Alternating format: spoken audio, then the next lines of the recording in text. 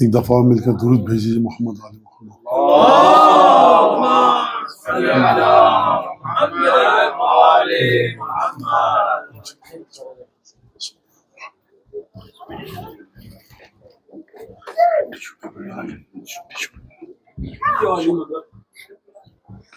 تاجیل بقیت اللہ اعظم بلند تر صلوات۔ اللهم صل على محمد وآل محمد۔ اعوذ باللہ من الشیطان الرجیم، بسم اللہ الرحمن الرحیم۔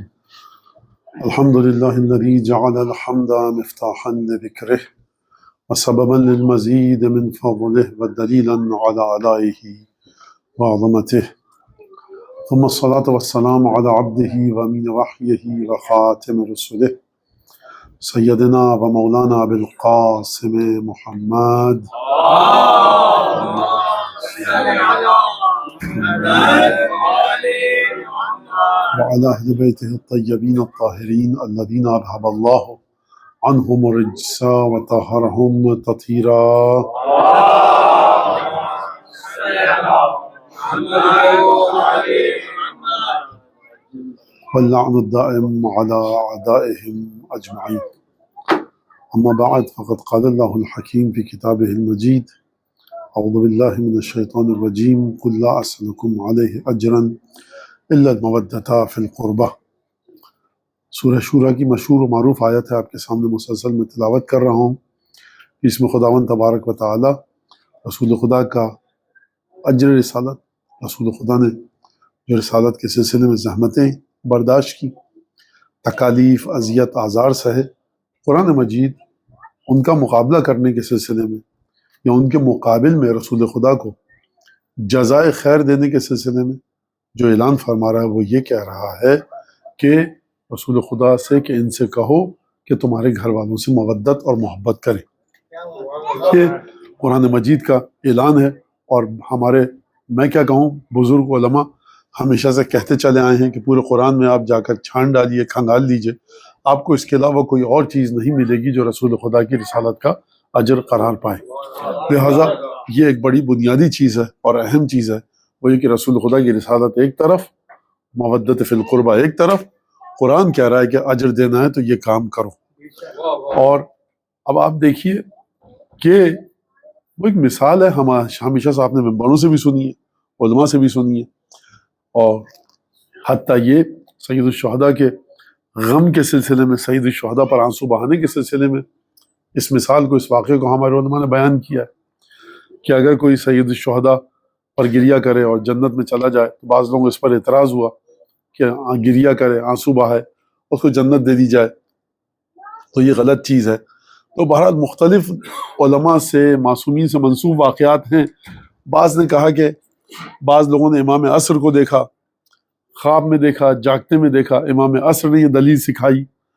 بعض علماء، بہرحال بات جو بھی ہو، چاہے امام عصر سے منسوب ہو یا ہمارے بعض علماء سے، واقعے کو آپ سنیے کہ کہا کہ ایک بادشاہ ہے اور وہ جنگل میں گیا، رستہ بھٹک گیا، بھوک اور پیاس سے مر رہا ہے، ایک جھوپڑے میں گیا، جھوپڑی میں گیا، وہاں پر کوئی خاتون تھی، کوئی غریب انسان تھا جنگل میں، اس میں بھوک سے مر رہا ہوں، اس میں میرے پاس یہ دمبا ہے یا بکری ہے، یہ میں ذبح کر کے دے دوں، یا میرے پاس صرف یہی دودھ کا ایک پیالہ ہے، یا آپ پی لیجئے، تو اس کی جان بچ گئی۔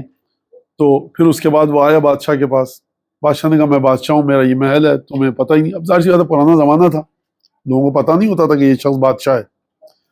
تو آیا تو سب سے پوچھا کہ بھائی یہ میں نے اس سے کہا تھا جب ہو تو تم آنا میرے پاس، تب یہ آیا ہے تو کیا دوں؟ کسی نے کہا کہ اتنے موتی دیجئے، اتنے ہیرے دیجئے، صندوق بھر کے سونا دے دیجئے، آدھی سلطنت، تو کسی نے نہیں کہا، لیکن لوگوں نے یہی چیزیں کہیں سارے۔ وزیر سے پوچھا جو سب سے زیادہ صاحب شعور تھا، عقل و حکمت تھا، کہا میاں وزیر صاحب آپ بتائیے گا۔ کہا سرکار اگر جان کی امان پاؤں تو عرض کروں؟ کہا کہ بتاؤ۔ کہا کہ اگر آپ اپنی پوری حکومت بھی دے دیں تب بھی اس کا بدلہ نہیں دے سکتے۔ اب بادشاہ کے جو مصاحب تھے، ایڈوائزرز تھے، وہ بھی چونکے، بادشاہ صاحب بھی شاید چونکے ہوں۔ کہا کیوں؟ کہا کہ اس کے پاس جو کچھ تھا اس نے آپ کو دے دیا، آپ کی جان بچائی۔ اب آپ کے پاس جو کچھ آپ اس کو دیں گے، آپ اس کی جان نہیں بچا رہے، یہ ضرورت مند نہیں ہے، اس کی زندگی گزر رہی ہے، آپ اس کا حق ادا ہی نہیں کر سکتے. لہٰذا یہ ایک بڑی عجیب بات ہے. تو سید الشہداء ائمہ معصومین کے پاس جو کچھ تھا انہوں نے دے دیا. تو اب مرضی، اب یہ شفاعت دیکھیے، ہمیشہ عقیدے کو جو ہمارا ہے اس کو اس طرح سے سمجھیے جس طرح سے حدیثوں میں آیا ہے. اگر آپ یہ کہیں گے چنگیز خان 2 آنسو بہا لے گا تو وہ بھی سلمان فارسی کے برابر میں بیٹھے گا. ہٹلر نے 4 آنسو بہا لیے تو وہ حضرت ابوذر کا ہم نشیں ہو جائے گا. اور فلاں اس طرح کی مثال کا پیچیدہ بات اس کی ہو ہی نہیں رہی. بات اس کی ہوئی، بیچارہ نماز بھی پڑھ رہا ہے، روزہ بھی رکھ رہا ہے، 2-4 روزے کہیں سے پھسل کے نکل گئے ہاتھ سے، نماز نہیں پڑھ سکا، یاد نہیں رہی، قضا ادا نہیں کر پایا، استغفار کیا، کبھی زبان پھسل گئی، کبھی آنکھ کہیں کوئی غلط چیز ہے، کبھی کان میں کوئی چیز آواز آ گئی. یہ سب چیزیں ہوئی. محبت کرتا ہے امام حسین سے. کس طرح سے محبت کرتا ہے؟ وہ کہتا ہے اشہد ان امیر المؤمنین علی ولی اللہ و اولادہ المعصومین حجج اللہ. اس کا عقیدہ یہ ہے کہ یہ 12 5 14 کائنات میں خدا نے ان سے بڑھ کر کسی کو خلق نہیں کیا. جو یہ کہہ رہے ہیں وہ حق ہے. تو پھر اگر نماز کو آپ نماز کیوں نہیں پڑھتے؟ ہاں میں گناہ گار ہوں. اب ہمارے بہت بڑے نامور ترین شعراء بر صغیر کے، جن کا پاکستان بننے سے بھی 100 سال پہلے انتقال ہو گیا، اب میں ان کی وہ چیزیں نہیں لاؤں گا واقعات، کیونکہ مناسب نہیں لگتا کہ ممبر پر بجائے ائمہ کی فرامین کے ذریعے شعراء کی باتوں کو بطور دلیل پیش کیا. انہوں نے لیکن کہا کہ سرکار آپ کی زندگی میں نہ نماز ہے، نہ روزہ ہے، نہ حج ہے، نہ زکوٰۃ ہے، نہ خمس ہے. جو چاہیے وہ ہے نہیں، اور جو نہیں ہونا چاہیے وہ بکثرت ہے. تو کہنا ہے کہ دیکھو تم بات صحیح کہہ رہے ہو، ہوں تو گناہ گار. لیکن یہ یقین ہے کہ امیر المومنین اور اسحاق مآب کی ان کے اولاد کی شفاعت شامل ہوگی. یہ انسان اس سے بہتر ہے کہ جو 14 5 12 کو ٹھکرا کر پڑھتا رہے، نمازیں رگڑتا رہے پیشانی. آپ اس عقیدے کو سمجھیے کیا ہے. مولانا یہ تو پھر گناہ کی ترغیب ہے. کیا ہے؟ دیکھیے سرکار، مجھ سے مت لڑیے، بحث کیجیے اس سے کہ جس نے حدیثوں کو کہا. اصول کافی میں شیخ کلانی لے کر آئے. اور آپ سمجھیے کہ عقیدہ ہے کیا آپ کا اور کس طرح کا ہے. سیدھی سادی بات ہے. آپ 10,000 روپے کا $10,000 کا کرتا لیجئے، پیور سلک کا، اگرچہ حرام ہے لیکن لے پہنیے. اور تہمت لے لیجئے، لنگی لے لیجئے $10,000 کی. جائیے کسی ہوٹل کے اندر، نہیں جانے دے گا آپ کو بینکویٹ میں. کہے گا صاحب یہ میں تمہیں بتا $20,000 کا. کہ سرکار یہ پڑھیے کہ جو رائٹس آف ایڈمیشن ہیں اس کا ڈریس کوڈ ہے کہ بلیک ٹائی ہونی چاہیے، یا پاپیون وہ بو ہو، بلیک ڈنر جیکٹ ہو، بلیک ٹراؤزر ہو، جوتا لیس کے بغیر نہ ہو، لیس والا. یہ جوتا آپ دیکھ رہے ہیں یہ فلاں برانڈ کا ہے، $20,000 کا ہے. حضور بہت اچھی بات ہے، لیس ہمارا ڈریس کوڈ یہ ہے، آپ کو کس نے حق دیا ہے؟ کہے گا ہوٹل میرا ہے آپ کا ہے.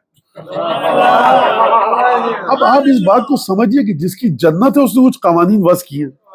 میں نہیں مانتا ان قوانین کو، مت مانیے. ہمیں سمجھنا چاہیے کہ کہاں پر جا کر ہم زبردستی، بہت اچھی بات ہے، رش کم ہوگا، ہم اور آپ اچھی طرح سے گھوم سکیں گے جنت میں. تو آپ ان باتوں کو سمجھیے. درود پڑھے محمد آل محمد پر.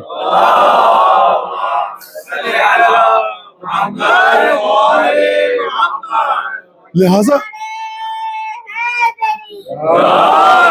ہمیں سمجھنا چاہیے کہ کون سا عقیدہ کس بات کی جانب اشارہ کر رہا ہے. عقیدے کی بنیاد یہ نہیں ہوتی کہ مجھے پسند نہیں آ رہا. عقیدے کی بنیاد یہ ہے کہ یہ خدا کی جانب سے آیا ہے. اس بات کو آپ سمجھیے. لہذا اور دوسری بات اب یہ کہ میں جو ہم نے بات کی تھی، اب آج اس موضوع پر آ جائیں. اور بچوں سے میں تھوڑی سی بات کروں گا، اور بچوں سے زیادہ بچیوں سے. مجھے امید ہے کہ ہوں گی یہاں پر ہماری بچیاں اور ہماری بیٹیاں. کہ دیکھیے مانا یہ زندگی ہے، کوئی ساکس پہنا جائے اور اسکارف اور کوٹ اور پردہ اور نیل پالش نہ لگائیں، زینت میں آتا ہے، یہ نہ کریں وہ نہ کریں. تو یہ عجیب بات ہے، یہ تو آڈ مین آؤٹ ہو گیا. ہم بالکل عجیب سا ہمیں اشارہ ہوتا ہے، بیوقوف سے لگتے ہیں ہم. تو اس کو ذرا سا پلٹ لیجیے. آپ اگر اس کو دیکھیں گے کہ آپ آڈ مین آؤٹ ہیں، آپ اس کو تھوڑا سا ریفریش کیجیے. دیکھیے آپ یہ کیوں نہیں کہہ رہے کہ آپ شائننگ بیٹر کے مرحلے پر ہیں، آپ مچ مور گلوئنگ ہیں دوسرے لوگوں کی نسبت. آپ اس کو اس طرح سے کیوں نہیں کہہ رہے؟ لیکن مولانا بیوقوفی کی طرح سے چلے آتے ہیں نجف سے کربلا، سب لوگ ہنستے ہیں، یہ تو آؤٹ مین آؤٹ ہیں، آپ بالکل نمونہ لگتے ہیں، بیوقوف لوگ جا رہے ہیں، آج کے دور میں گاڑیاں ہیں، موٹر سائیکل ہے، کار ہے، ٹرک ہے، بس ہے، پیدل چلتے ہوئے جا رہے ہیں، تو یہ بیوقوفی کی بات ہے. آپ مطلب پانی ہے، سب کچھ ہے، آپ امام حسین کو کیا فائدہ ہوگا اگر آپ نے فاقہ کر لیا تو وہ تو ہو گیا سب. آپ بات کیجئے سرکار، بات یہ ہے کہ ہمارے ساتھ ایک بیماری ہے، ہمارے ساتھ بیماری ہے کہ ہم چلتے ہیں آئیڈیالزم کے پیچھے، اور ہمارا آئیڈیل ہے 14-5-12. ہم چاہتے ہیں ہر چیز اپنی ان سے جوڑیں، یہ چیز ہم کو اسٹرینتھ دیتی ہے.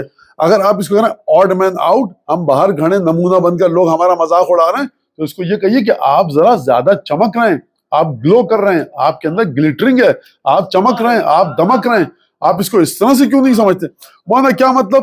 آپ سب سے پہلے درک کیجئے کہ اہل بیت کا مقام کیا ہے، اس کے بعد ہر کام جو آپ کریں گے جو آپ کو اہل بیت سے منسوب کرے گا، اہل بیت سے جوڑے گا، پھر آپ کو اس میں شرمندگی نہیں ہوگی، پھر آپ اس میں گھبرائیں گے نہیں، کیونکہ آپ اہل بیت سے جڑ رہے ہیں. یہ ایک چیز.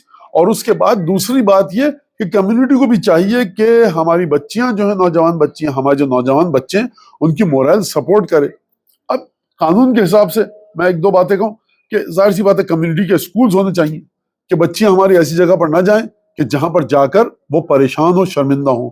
ہمارے بچے ایسی جگہ پر نہ جائیں. قانون کے حساب سے جو کچھ ہے اس ملک کا قانون، اس کے حساب سے آپ وہ کوششیں کیجئے تاکہ آپ اپنے بچوں کو اگر ایک بات بتا رہے ہیں تو اس کے مطابق انوائرمنٹ بھی وہی فراہم کیجئے ایجوکیشن سسٹم کا جو آپ اسے گھر میں، مسجد میں، امام باڑے میں سکھا رہے ہیں، بتا رہے ہیں. ایک چیز. پھر اس کے بعد اگر آپ چاہتے ہیں کہ سارا بوجھ خود میں نے سیکھی نماز 40 سال کی عمر میں، 45 سال کی عمر میں مجھے آئی زیارت، اب میں چاہتا ہوں میری بچی 9 سال کی ہوئی تو بالکل اس میں جناب فضہ کی تصویر چھلکے نہیں ہو سکتا.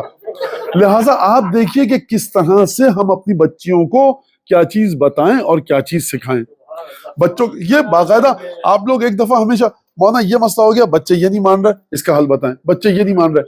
آپ اس بات کو سمجھیے کہ مولانا کی ابا قبا شاید اسی طرح کی ہو کہ جناب امیر پہنتے تھے، اندر دل جناب امیر مومنی والا نہیں ہے. آپ مولانا کو، علماء کو، ذاکرین کو، خطبہ کو رکھیے عالم کے مرحلے پر. بہت سی باتیں ہم آپ کا جواب دے سکتے ہیں، بہت سی باتیں ہمارے دائرہ علم سے باہر ہیں، وہ نالج ہم کو سکھائی نہیں گئی. اگرچہ آپ ممبر سے سنتے ہوں گے وہ تمام دنیا کی اسپیس شٹل بنانے کے طریقے سے لے کر اور ایٹمک پاور پلانٹ چلانے سے لے کر سب کا سب آپ کو ممبر سے بتایا جا رہا ہوگا، لیکن سرکار ہم کو جو چیز نہیں سکھائی گئی ہم کیوں زبردستی ضد کر کے کہ نہیں ہم جانتے ہیں. بعض دفعہ مسئلہ سائیکولوجیکل ہوتا ہے. آپ سائیکولوجسٹ کے پاس جائیے، سائیکیاٹرسٹ کے پاس جائیے، چائلڈ سائیکولوجی کے ماہر کے پاس جائیے، آپ جائیے ایجوکیشنسٹ کے پاس جائیے. آپ جا کر دیکھیے بچوں کو میڈیکل ایشو تو نہیں ہے، اس کا 10,000 چیزیں. اب میں خود اس جگہ پہ نہ چلا ہوں جس کو میں منع کر رہا تھا، کیونکہ دیکھیے 3-4 دن سے ہمارے یہاں شہادت کے سلسلہ چل رہا تھا تو میں اس طرح کی تقریر نہیں کر سکتا تھا اور نہ مجھے اچھا لگتا ہے. لیکن آج وہ سلسلہ چلا گیا 21 کا اور شہادت گزر گئی، اس لیے میں آج ایسی تقریر کر رہا ہوں کیونکہ پھر بعد میں شاید ذہن میں نہ رہے میرے. تو یہ تمام کی تمام چیزیں، ان چیزوں کے ساتھ ساتھ جب ہم سکھائیں بچوں کو کہ عمل ایسا، عقیدہ ایسا، اخلاق ایسا، اس کے ساتھ ساتھ ہمیں ایک اور چیز کی جانب بھی توجہ رکھنی چاہیے، وہ ہے اسپریچولیٹی، یعنی روحانیت، یعنی معنی، یعنی روح کی ترقی. یہ کیسے ہوگی؟ یہ ہر گلی کے نکڑ پہ جو اللہ بابا بیٹھا ہے اس کے پاس جا کر نہیں ہوگی. ابھی ہم جو چھٹی زیارت ہے جناب امیر المومنین کی، اس زیارت میں جناب امیر المومنین کو ایک ٹائٹل دیا ہے چھٹے امام نے اور 5ویں امام نے، بابن لسر ہی. امیر المومنین رسول خدا کے وجود میں جو راز رکھا ہے اس کا دروازہ ہے. آپ چاہتے ہیں اپنی روح کو بلند کرنا، اس عارف کے پاس جائیں، اس درویش کے پاس جائیں، اس فلاں کے پاس جائیں، وہ ذکر دیتے ہیں، وہ روحانیت ان کے پاس ہے، ان کے پاس ہے، وہ ذکر دیں گے، وہ یہ کریں گے. جس شخص کو یہ سمجھ میں نہیں آ رہا کہ امیر المومنین اس کا کچھ سنوار سکتے ہیں، اس کو کوئی بھی چیز نہیں سنوار سکتی. آپ کو یہ ماننا پڑے گا کہ معصومین نے ہمیں جہاں پر ایکیڈیمکلی سپورٹ کیا ہے، چیزیں بتائی ہیں کہ علم سیکھنا ہے تو آؤ دیکھو زیارت عاشورہ یہ ہے، امام حسین کے بارے میں دیکھنا ہے، زیارت وارث کو پڑھو، زیارت عاشورہ کو پڑھو، زیارت اربعین پڑھو، ائمہ کے بارے میں زیارت جامعہ کبیرہ پڑھو. اخلاق سیکھنا ہے، دعا مکارم الاخلاق کو دیکھو. اگر اور چیزیں دیکھنی ہیں تفصیل کے ساتھ صحیفہ سجادیہ کا مطالعہ کیجئے، ائمہ کی دعاؤں کا. وہ ایک پورشن بتائیے مجھے ہیومن سائیکالوجی کا، انسانی پہلو، وہ کوئی ایک پہلو آپ بتائیے کہ جس کو ہمارے آئمہ نے انڈیفائنڈ چھوڑا ہو. اگر مولانا آئمہ نے یہ نہیں بتایا لہٰذا ہم اس کے لیے فلاں کے پاس جائیں گے. آپ جائیے، بالکل جائیے فلاں کے پاس، لیکن پہلے دیکھیے کہ کیا آئمہ نے کوئی چیز چھوڑی ہے آپ کو جو نہ بتائی ہو. یہی دعا مکارم الاخلاق، یہی رسالت الحقوق جو امام سجاد کا ہے. لہٰذا یہ وہ چیزیں ہیں کہ جو ہمیں سمجھ میں آنی چاہیے. اچھا، اب اس کے بعد دین کا ایک اور مرحلہ ہے. اب دیکھیے جو باتیں میں یہاں پہ آپ سے نہیں سنی لیکن دوسرے لوگوں سے سنی ہے اور وہ بتا رہا ہوں. دیکھیے مولانا دنیا تو صحیح سے چل رہی تھی، تکلیف آپ کو ہوتی ہے، اور آپ کالے کپڑے پہن کے یہ مار پیٹ اور سینہ زنی اور قمع اور زنجیر اور تابوت، یہ آپ دنیا والوں کی طرح سے کیوں نہیں رہ سکتے؟ آپ کا ہر ڈھنگ نرالا ہے. یہ عقل مندی کی بات ہے. 1400 سال پرانے واقعے پہ روئے پیٹے جا رہے ہیں آپ لوگ. یہ دنیا کہتی ہے، دنیا کیا ہمارے درمیان لوگ بیٹھ کے کہتے ہیں. آپ سوال کو ادھر سے کیوں نہیں کرتے کہ اس واقعے میں کون سی ایسی اٹریکشن ہے، اس کا جو جولٹ ہے، جو تھرسٹ ہے، وہ کیسا ہے کہ 1400 سال کے بعد بھی آپ رو رہے ہیں.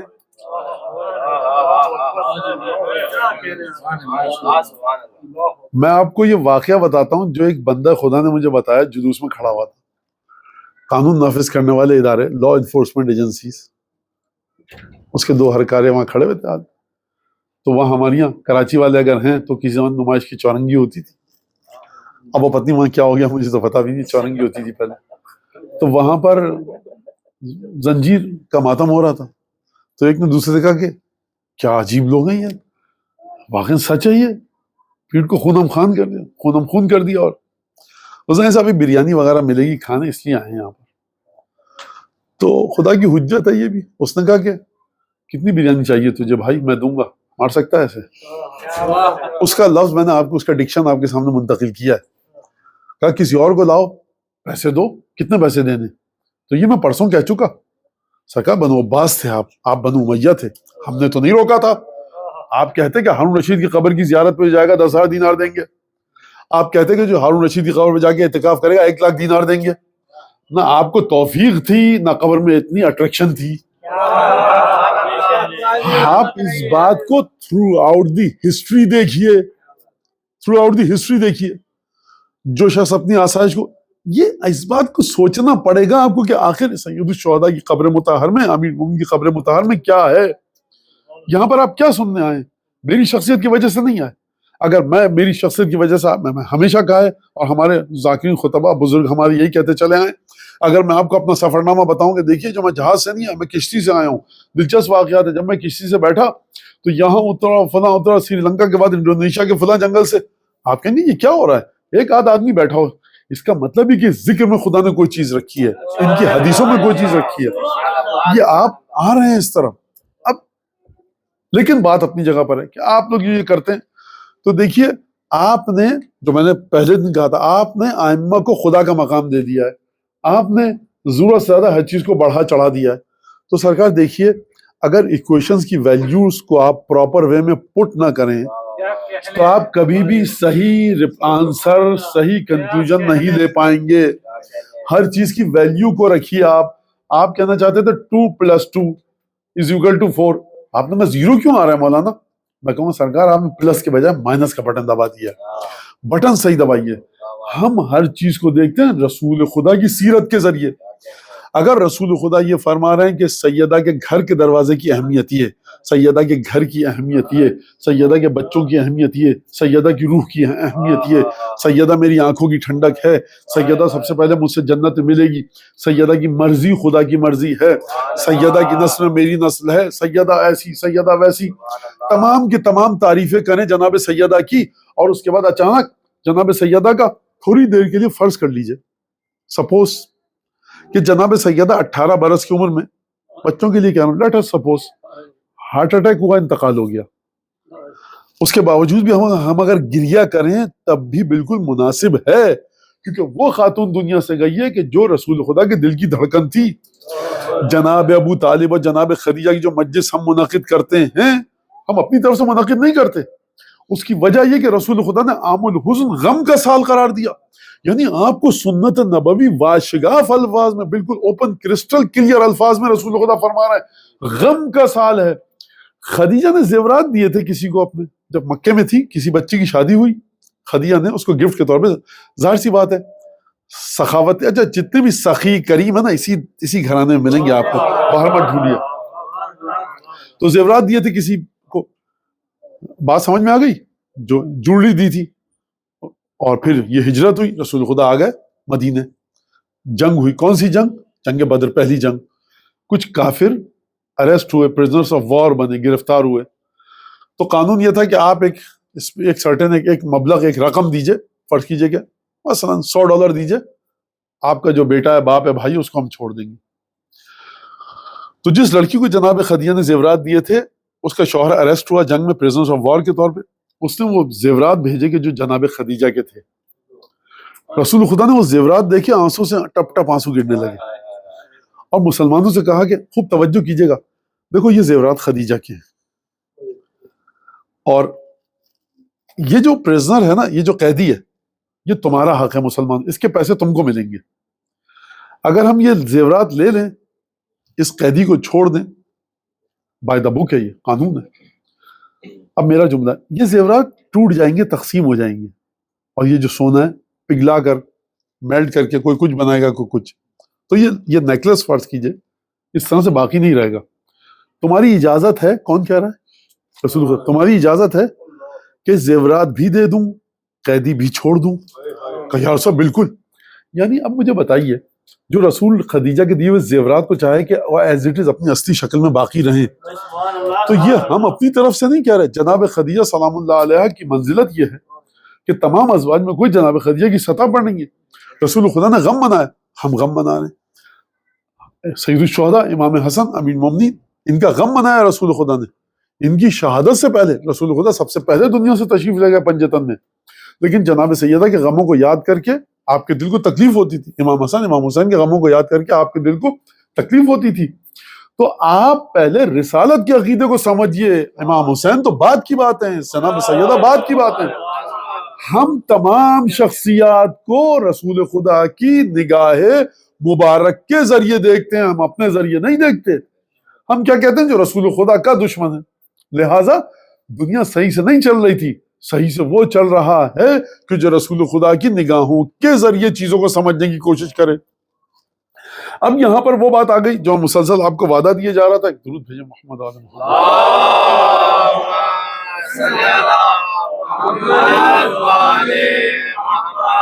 کہ ہم نے اپنے ائمہ کو خدا کے رتبے تک لے آتے ہیں۔ یہ ہمارے بچے بھی پوچھتے ہیں، تو حضور اس کے جواب میں عرض ہے کہ ہم اپنے کس امام کو خدا کے رتبے تک لائیں، ذرا بتائیے۔ آپ کسی بھی امام کو لے آتے ہیں، چلیے مولا علی، آپ نے مولا کائنات کی دعائے صبا پڑھی ہے، آپ نے جناب امیر المومنین کی دعائے کمیل پڑھی ہے، آپ نے مناجات شعبانیہ کو دیکھا ہے، آپ نے ابو حمزہ صومالی کو دیکھا ہے، آپ نے دعائے مکارم الاخلاق کو دیکھا ہے۔ اس کا ایسنس کیا ہے، اس کا نچوڑ کیا ہے کہ پروردگار میں تیرا بندہ ہوں۔ تو پہلے تو آپ اس بات کو سمجھ لیجئے کہ ہم ائمہ کو خدا کا وہ بندہ مانتے ہیں کہ جس نے بندگی کے بالا ترین اور سب سے اونچی ترین مقام پر جا کر بندگی کی۔ دوسری بات، خدا قرآن میں قانون دے رہا ہے، اس قانون کو سمجھیے۔ دیکھیے بچے یہاں پر ہوں گے، فزکس پڑھنے والے، کیمسٹری پڑھنے والے، مینجمنٹ، اکاؤنٹنگ، نہ جانے کیا کیا، بڑا کوئی مشکل سبجیکٹ چل رہا ہے، اور آپ شور مچاتے ہوئے کلاس میں آئیں درمیان سے، 45 منٹس کا لیکچر ہے، آپ 20 منٹ کے بعد جائیں شور مچاتے ہوئے اور کہ بھائی کیا ہو رہا ہے مجھے سمجھاؤ۔ بچے کہیں گے تم ہمیں سمجھنے دو، تم آدھا گھنٹہ لیٹ آئے ہو، رک جاؤ تاکہ ہم تمہیں سمجھائیں۔ تو جب شور مچایا جائے گا اور بات پہ توجہ نہیں کی جائے گی، بات کو اس کے ریلیونٹ مینر اور ریلیونٹ تھاٹ پروسیس کے بغیر سیکھا جائے گا، ہمیشہ اعتراض ہوگا۔ ذرا سکون سے سمجھ لیجیے۔ تو میں آپ کی بات نہیں کر رہا، جو ہمارے بچے آگے سوال کرتے ہیں ان کے لیے کہہ رہا ہوں، ورنہ ہمارے جو میرے ہم عمر ہیں، چھوٹے ہیں، مجھ سے ذرا بڑے ہیں، ان کے لیے بالکل باتیں واضح ہیں، لیکن کیونکہ ہم اپنے لیے بات نہیں کر رہے ہیں، ہم اپنی آنے والی نسل کے لیے بات کر رہے ہیں۔ تو آپ جا کر سب سے پہلے قرآن نے قانون دیا۔ وہ قانون کیا ہے قرآن مجید نے دیا؟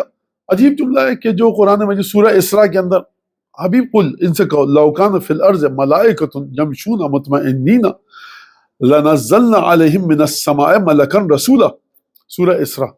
حبیب ان سے کہو اچھا یہ قرآن کا جھگڑا کیا چل رہا ہے، کفار کا جھگڑا کیا چل رہا ہے رسول خدا کے ساتھ؟ کفار کہتے تھے یہ رسول ہے۔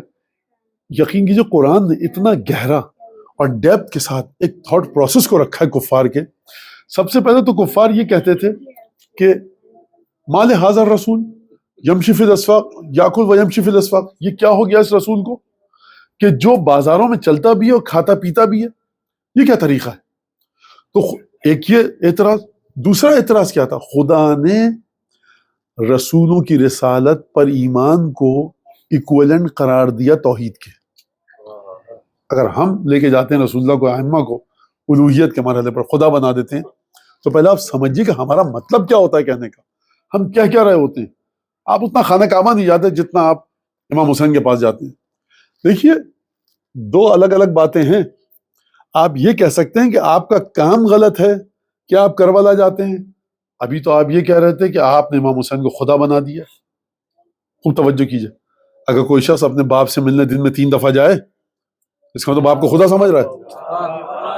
آپ نہیں، آپ فضول میں جا رہے ہیں اپنے باپ کے پاس، میں مان لوں گا۔ آپ غلط جاتے ہیں کربلا، آپ غلط جاتے ہیں نجف، یہ ایک الگ بات ہے۔ آپ یہ کہتے ہیں، کہا یہ جاتا ہے کہ آپ نے خدا کے مرحلے پر، تو آپ یہ کہیے دیکھیے آپ عبادتوں کو سمجھیے، مکے زیادہ جایا کیجئے کربلا کم۔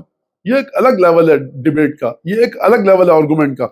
ابھی آپ بات کو سمجھیے، یاد رکھیے گا جب ایک آپ جمبل وے میں بات کریں، باتوں کو ملا کر بات کریں، کوئی نتیجہ سامنے نہیں نکلے گا۔ پہلے قرآن کے تھاٹ پروسیس کو سمجھیں کہ قرآن کفار کے سلسلے میں بات کیا بیان فرما رہا ہے۔ سب سے پہلے قرآن مجید نے کہا جناب موسیٰ کے بارے میں جب گفتگو ہوئی، خدا قرآن میں فرما رہا ہے وَمَا قَدَرُ اللَّهَ حَقَّ قَدْرِهِ إِذْ قَالُوا مَا أَنزَلَ اللَّهُ عَلَى بَشَرٍ مِّن شَيْءٍ قُلْ مَنْ أَنزَلَ الْكِتَابَ الَّذِي جَاءَ بِهِ موسیٰ۔ بڑے مختصر ترین انداز میں خدا نے پوری گفتگو کو ریپ اپ کر کے رکھ دیا۔ کہا انہوں نے خدا کو نہیں پہچانا جس طرح سے ان کو چاہیے تھا کہ خدا کو پہچانے۔ یہ جو گفتگو ہو رہی ہے خدا کو انہوں نے نہیں پہچانا، یہ کس کی پہچان کے بارے میں بات ہو رہی ہے؟ کس کو سمجھنے کے بارے میں بات ہو رہی ہے؟ ذات خدا کو۔ وما قدر اللہ حق قدرہ، انہوں نے خدا کو نہیں پہچانا جیسا کہ ان کو پہچاننا چاہیے تھا، جو ان کی ڈیوٹی تھی، جو ان پر آبلیگیشن تھا۔ اس طرح سے خدا کو سمجھو، انہوں نے اس طرح سے نہیں سمجھا۔ اب خدا دلیل دے رہا ہے کہ ان کی توحید خراب ہے۔ خدا کہہ رہا ہے ان کی توحید خراب ہے۔ کیوں؟ کیونکہ انہوں نے کہا کہ کیا کہا انہوں نے کہ ما انزل اللہ علی بشر من شیء، خدا نے کسی انسان پر کوئی میسج، کوئی بک ریویلڈ ہی نہیں کی ہے۔ ریلیونس بتاؤں آپ کو میں، خدا نے بات کہاں سے شروع کی تھی؟ تم توحید کو نہیں مانتے، دلیل کیا دی؟ کہ تم ٹھکرا رہے ہو ہمارے بندے موسیٰ کو۔ یعنی اگر موسیٰ کو ٹھکرایا جائے تو اس کا مطلب یہ کہ خدا کہہ رہا ہے ما قدر اللہ حق قدرہ، تم نے خدا کی توحید کو مانا ہی نہیں۔ پروردگار تجھے مانتا ہوں، موسیٰ کو نہیں مان رہا۔ خدا کہے گا میں موسیٰ کو نہ ماننے کو، جو موسیٰ کو تم ایکسیپٹ نہیں کر رہے، جو موسیٰ کے آگے سر نہیں جھکا رہے، جو موسیٰ کے سامنے سبمیشن لیول پر نہیں آ رہے، میں اسی کو پوائنٹ آؤٹ کر کے بات کر رہا ہوں کہ تم نے مجھے نہیں مانا، کیونکہ تم نے کہا کہ ما انزل اللہ علی بشر من شیء، خدا نے کبھی کسی بندے پر کوئی کتاب نازل کی ہی نہیں۔ حبیب ان سے کہو من انزل الکتاب الذی جاء بہ موسیٰ، کس نے موسیٰ پر کتاب نازل کی تھی جو موسیٰ لے کر آئے؟ لہٰذا توحید کو ماننا یہ نہیں ہے کہ آپ لا الہ الا اللہ پڑھ لیں۔ لا الہ الا اللہ کلامی عقیدہ ہے، زبانی عقیدہ ہے، عمل میں کیسے ظاہر ہوگا؟ تم اس رسول کو اس کا رسول مان رہے ہو کہ نہیں؟ پروردگار تیری عبادت کریں گے؟ یہ محمد مصطفیٰ تو ہم جیسے ہیں، اور میں نے کل بتا دیا کہ غلط، کوئی مسلمانوں کا عقیدہ نہیں ہے کہ ہم جیسا۔ دو عقیدے ہیں مسلمانوں میں، یا ہم سے بہت اونچا، دوسرا عقیدہ ہم سے بہت نیچا، اور یہ مسلمانوں میں ہی پایا جاتا ہے، اور میں نے کل اس کے اوپر گفتگو کی آپ کے سامنے اور ثابت کرنے کی بھی کوشش کی۔ لہٰذا خدا تبارک و تعالیٰ نے کیا فرمایا؟ قل من انزل الکتاب الذی جاء بہ موسیٰ، کون لایا تھا؟ موسیٰ کیا کتاب نہیں لائے تھے؟ موسیٰ پر کتاب کس نے نازل کی تھی؟ ہم نے۔ تم کہہ رہے ہو کہ خدا کبھی بھی اپنے کسی بندے پر کوئی کتاب نازل نہیں کرتا۔ تم یہ جو کہہ رہے ہو اس کا معنی سمجھ رہے ہو؟ تم موسیٰ کو نہیں ٹھکرا رہے، عیسیٰ اور محمد مصطفیٰ کو نہیں ٹھکرا رہے، تم خدا کی معرفت سے دور ہو رہے ہو۔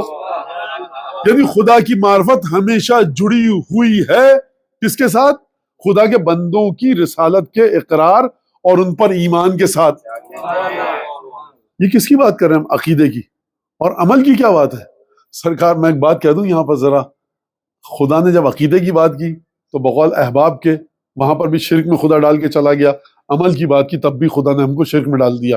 جب کہا کہ دیکھو مجھے مانو، موسیٰ کو ماننے کے بعد موسیٰ کو نہیں مانا، مجھے نہیں مانا، یہ عقیدہ ہے. مانو کرو کی بات نہیں ہو رہی، مانو ایکسپٹنس کی بات ہو رہی ہے. آپ کا عمل کیا ہوگا اس کی بات نہیں ہو رہی. عمل کی بات کہاں پر کی؟ صراط الذین، اس رستے پر چلیں، یہ ہے عمل. چلنا عمل ہے. صراط الذین انعمت علیہم، ان لوگوں کے رستے پر ہم کو چلا کہ جن پر تو نے اپنی نعمتوں کی بارش کی ہے. یعنی رستہ اگر خدا کا دیکھنا چاہتے ہو تو بندوں کو ڈھونڈو، عقیدہ اگر صحیح کرنا چاہتے ہو تو بندوں کو ڈھونڈو. تو اگر ہم یہ کہہ رہے ہیں کہ حضرت ابو الحسن علی ابن موسیٰ الرضا کے روضے پہ جا کر ہمیں وہاں سے عقائد صحیح ملتے ہیں اور ہم یہ مانتے ہیں، تو اس میں سرکار کو غلط بات کیا ہے؟ ہاں آپ یہ کہہ سکتے ہیں کہ آپ امام رضا کے روضے پہ مت جائیے، ٹھیک ہے ہم نہیں جائیں گے، دوسرا کو روضہ بتا دیجیے. لیکن ہمارے کچھ سوالات ہوں گے. ہم پہلے تو سوال جو کل میں نے قانون دیا آپ کو کہ خدا قرآن میں قانون دے کر بات کو سمیٹ چکا ہے. اب نہ کوئی خاتون دائیں بائیں جائیں نہ کوئی صاحب دائیں بائیں جائیں، اور جن کو دائیں بائیں جانا تھا وہ چلے گئے. تو خوب توجہ فرمائیے گا، کل جو میں نے آیت پڑھی خدا نے قانون دے دیا، اب اس کے کوئی ایکسیپٹنس، اس میں کوئی ایگزیپشن نہیں ہے، کوئی استثناء نہیں ہے. کیا خدا نے قرآن قانون دیا تھا؟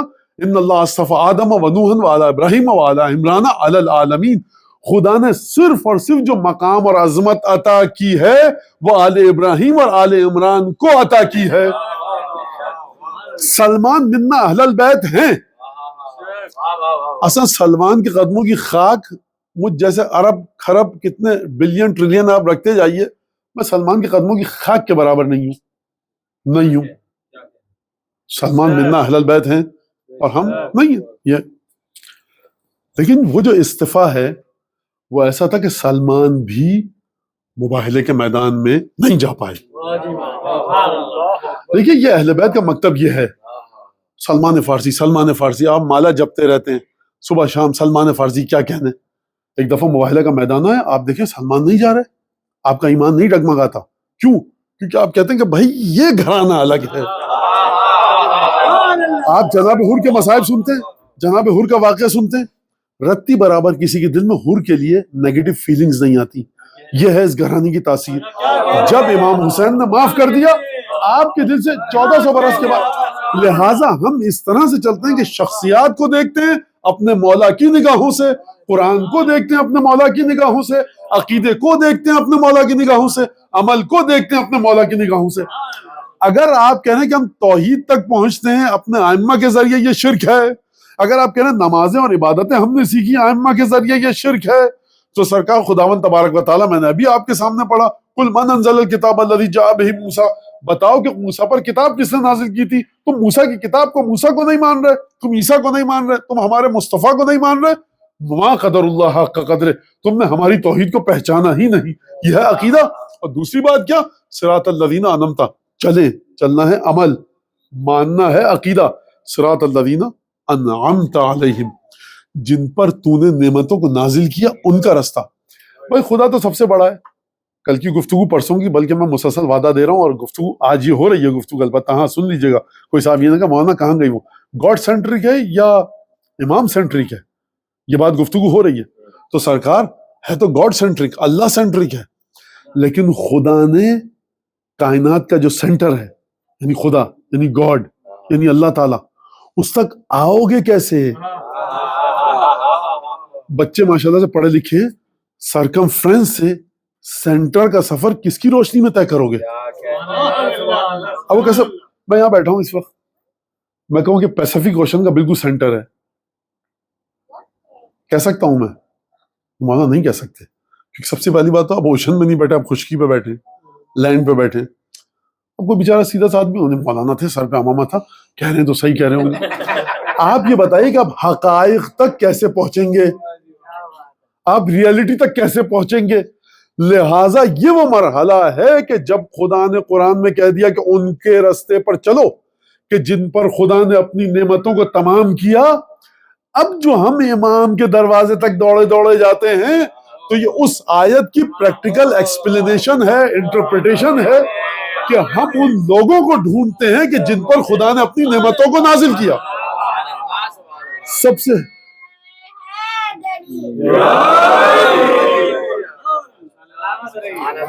سے پہلی بات یہ کہ نعمتوں کو جو نازل کیا امام رضا میں کیا خاص بات ہے؟ سرکار سب سے پہلی بات تو یہ خاص بات ہے کہ فرزند رسول اللہ ہے۔ دوسری خاص بات یہ قرآن جا کے پڑھیے، آل عمران کو، آل ابراہیم کو خدا نے بلند ترین مقام دیا۔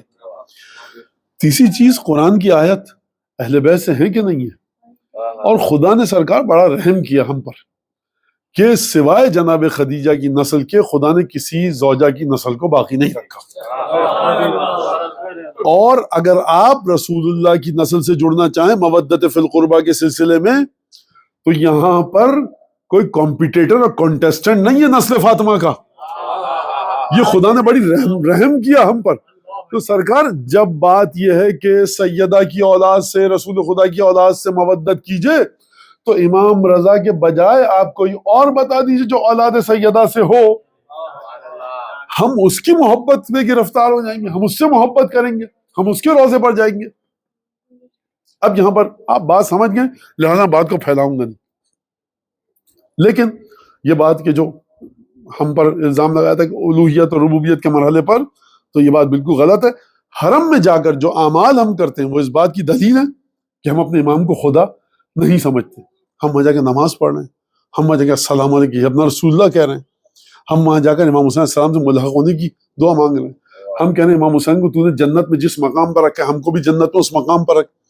کس دعا سے، کس زیارت سے، کس لفظ سے ہماری یہاں جو زیارت اور دعائیں ہیں، کس لفظ سے آپ کو یہ بو آتی ہے کہ امام حسین تم خدا کے مرحلے پر رکھتے ہیں؟ بس ایک شور مچ جاتا ہے اور ایک عجیب سا سلسلہ ہو جاتا ہے، انسان کہتا ہے کہ بس ہاں ایسا ہے اور ویسا ہے۔ نہیں، یہ بات نہیں ہے بالکل۔ ہمارا تھاٹ پروسیس ویل مینجڈ ہے، ویل آرٹیکولیٹڈ ہے، بڑے بہترین طریقے سے ہم نے رکھا ہے۔ ایک ایک چیز ہمارے پاس قرآن سے دلیل کے طور پر موجود ہے۔ یہ بات آپ سمجھ دیجئے اس بات کو خوب اچھی طرح سے۔ اور پھر جو اہم ترین نقطہ ہے آج کے دور کا، آج کے زمانے کا، جو میں نے کہا کہ انمتا علیہم، دوبارہ اس کو دہرا دوں تاکہ مجھے رب دینے میں اور اس کو کنیکشن دینے میں آسانی رہے، کہ ہم ڈھونڈتے ہیں انمتا علیہم کون ہیں؟ وہ لوگ کہ جن پر خدا نے اپنی نعمتوں کی بارش کی، نعمتیں دی۔ وہ ہم نے دیکھا، ڈھونڈا، ہماری سمجھ میں آئے 12 امام ہیں، 14 معصومین ہیں، اور ان کے ساتھ جڑی ہوئی جو ہستیاں ہیں۔ پھر اس میں آپ شہزادہ علی اکبر کا نام دیجئے، جناب زینب کا نام دیجئے، معصومہ قم کا نام دیجئے، جناب ابو الفضل عباس کا نام دیجئے، اور آپ کو زیادہ اگر کوئی پریشانی ہے تو جا کر ان کی زیارتوں کو پڑھیے۔ حضرت عباس علیہ السلام کی زیارت کو پڑھیے، آپ اردو میں پڑھیے، جا کر اس عنوان سے پڑھیے کہ آپ جیسے ایگزام دیتے ہیں، ٹیسٹ دیتے ہیں، جا کر صبح کو آپ پڑھیے، مطالعہ کیجیے اردو میں، آپ کو دیکھیے کیا چیزیں سمجھ میں آتی ہیں۔ اب یہاں سے ہمیں ایک لفظ ملتا ہے ہماری دعاؤں میں کہ جو راوی نے نقل کیا، شیخ عباس قمی بھی اس دعا کو لائیں مفاتیح الجنان میں۔ وہ کیا ہے؟ وہاں پر ایک دعا ہے ہماری جو آپ حضرات پڑھتے بھی ہیں، سجدے میں پڑھتے ہیں، ہو سکتا ہے قنوت میں پڑھتے ہیں، اٹھتے بیٹھتے پڑھتے ہیں۔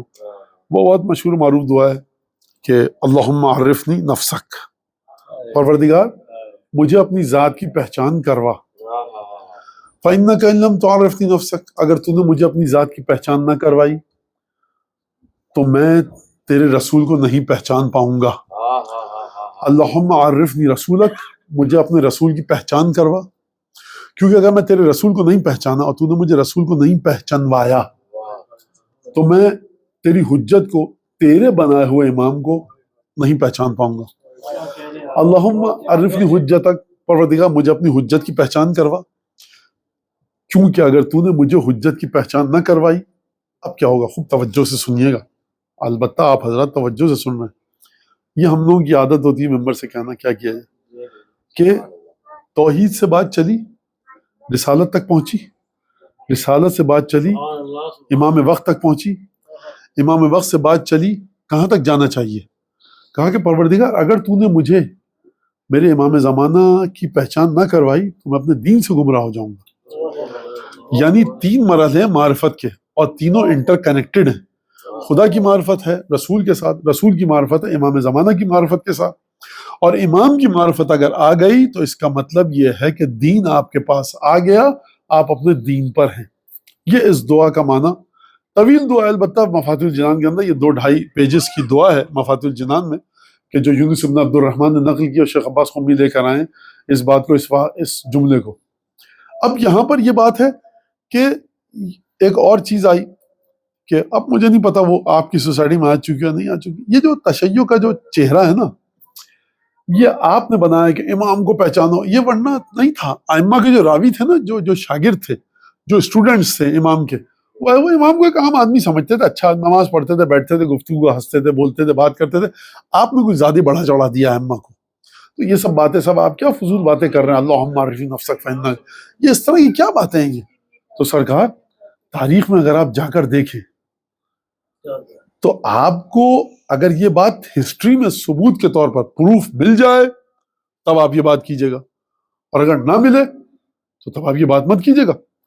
سب سے پہلے قرآن کی یہی آیت، اگر یہ عام انسان ہوتے، رسول کے گھر والے، رسول کے بیٹے اور بیٹیاں عام انسان ہوتے تو خدا بیلنس میں، ترازو میں ایک جگہ پر رکھا خدا نے رسالت کو، دوسرے پلڑے میں رکھا محبت کو ان رسول کے بچوں کی، اور کہا اب یہ جو بیلنس ہے نا برابر ہوا ہے، تو میاں آپ کیوں میرے باپ دادا کو کیوں نہیں رکھ دیا؟ آپ کیوں میرے گھر والوں کو کیوں نہیں رکھ دیا؟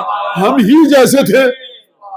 اگر آپ ہی جیسے تھے تو آپ کے بابا دادا بھی تو وہاں تھے۔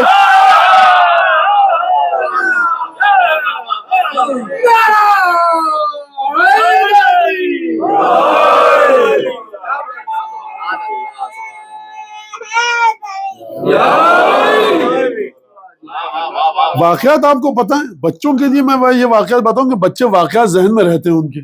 عجیب ہے، یہ عجیب ضد ہے، لوگوں نے کہا عجیب ضد ہے، لوگوں نے کہا بھائی تم سب دروازے بند کرو اپنے، یا رسول اللہ ابھی آپ کل ہجرت کر کے آئے ہیں اور مسجد آپ کو دے دی ہے، دروازہ تو ہمارے گھر کا ہے، اگر فاطمہ کے گھر کے دروازے کے مقابلے میں کسی کا دروازہ وہ بند ہوگا، یہ دروازہ کھلے گا۔ اگر یہ گھر آپ کے گھر جیسا ہے، اگر اس گھر کا دروازہ آپ کے دروازے جیسا ہے، فرمایا نہیں، مسئلہ یہ ہے کہ سوائے اس گھر کے لوگوں کو حق ہے جس حالت میں بھی ہو مسجد میں آ جائیں۔ آپ ان کو کہہ رہے ہیں کہ یہ برابر تھے، اور بعد میں آپ نے آ کر غلو کیا اور بڑھایا چڑھایا۔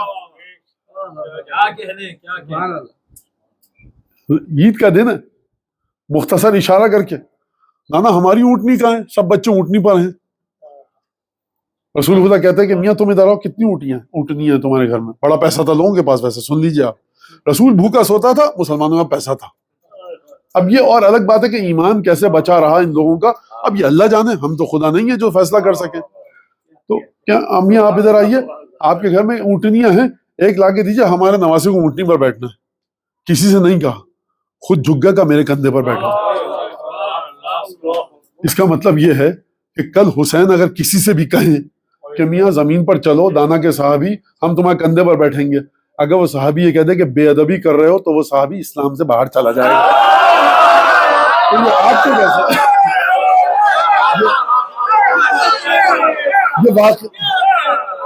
یہ واقعہ ہم نے لکھا ہے، یہ تاریخ ہے، یہ تاریخ ہے۔ ایک کے بعد ایک واقعات پڑھتے جائیے اور اس کے بعد دیکھتے جائیے۔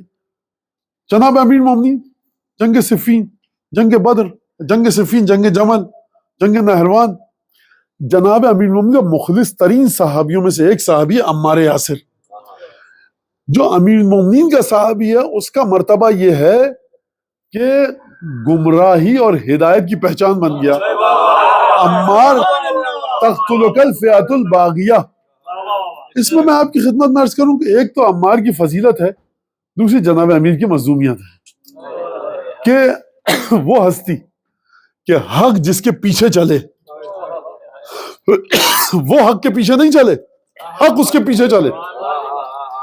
وہ اس مقام پر زمانے نے اسے مجبور کر دیا کہ وہ اپنی حقانیت کو رسول خدا عمار کے ذریعے ثابت کریں۔